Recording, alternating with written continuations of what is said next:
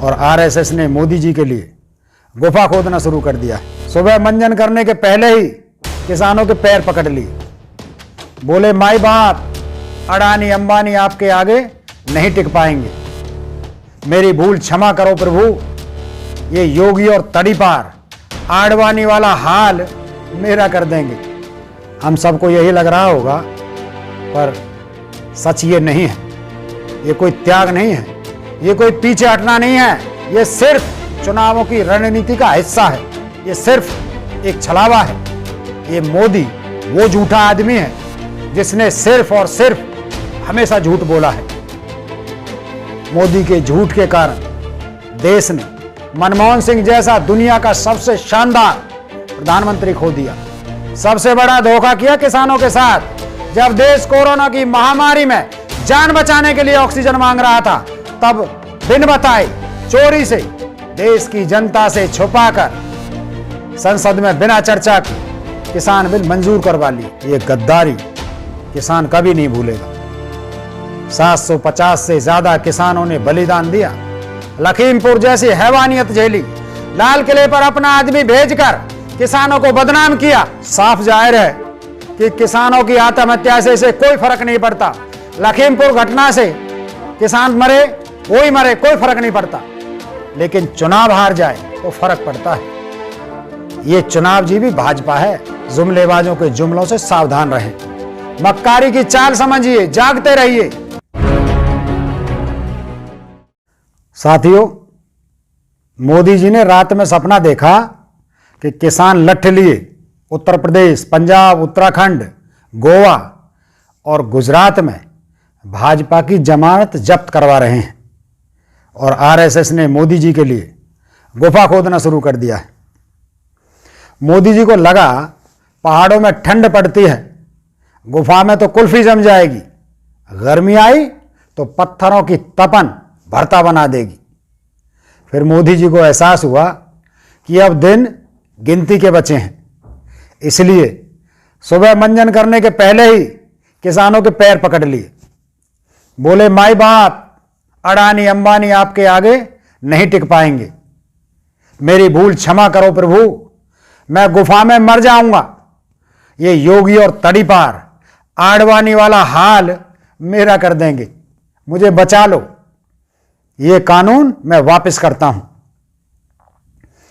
हम सबको यही लग रहा होगा, पर सच ये नहीं है। ये कोई त्याग नहीं है, ये कोई पीछे हटना नहीं है। ये सिर्फ चुनावों की रणनीति का हिस्सा है। दोबारा सुन लो, ये सिर्फ चुनावों की रणनीति का हिस्सा है। ये सिर्फ एक छलावा है। ये मोदी वो झूठा आदमी है जिसने सिर्फ और सिर्फ हमेशा झूठ बोला है। याद कीजिए 2G स्कैम, जिसके नाम पर अन्ना हजारे को आज का गांधी बनाकर बिठाया, और 2017 में सुप्रीम कोर्ट ने इस मनमोहन सरकार को सभी आरोपों से बरी किया। मोदी के झूठ के कारण देश ने मनमोहन सिंह जैसा दुनिया का सबसे शानदार प्रधानमंत्री खो दिया। सरकार में आते ही नोटबंदी करके 15 लाख अकाउंट में देने का झूठ बोला।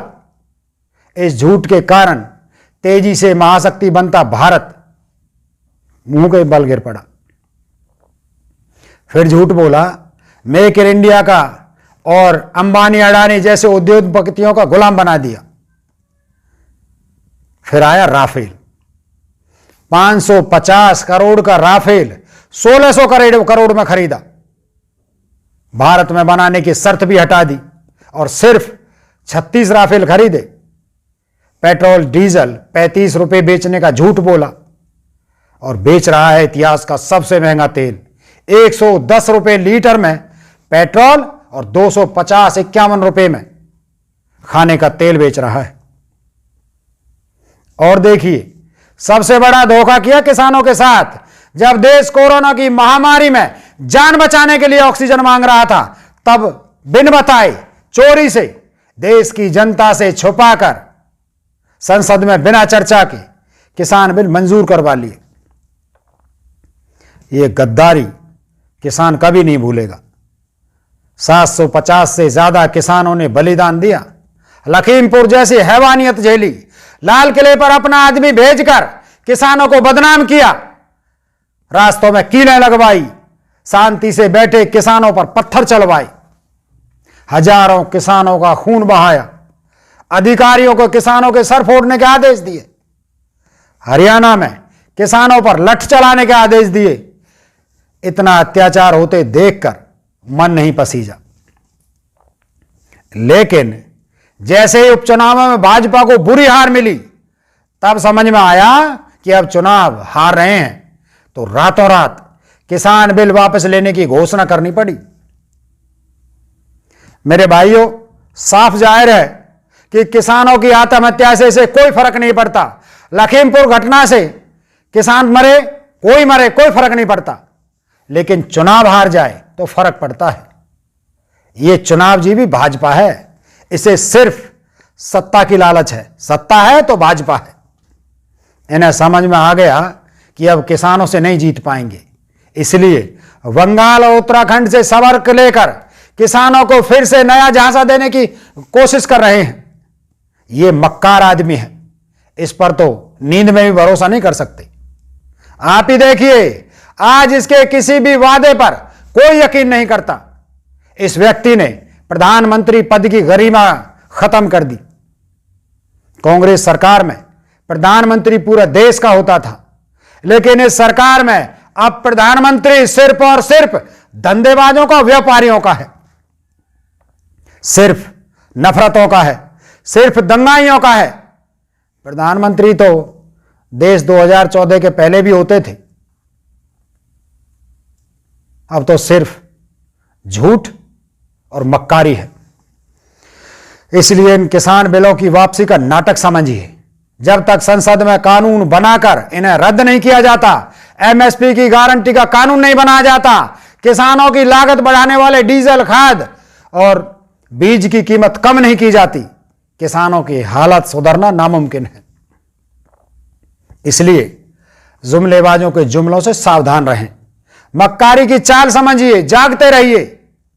मोदी जी को बस इतना कहना चाहूंगा, भाई अब बहुत देर हो गई, सरकार तो तुम्हें छोड़नी पड़ेगी। जय हिंद, जय जवान, जय किसान।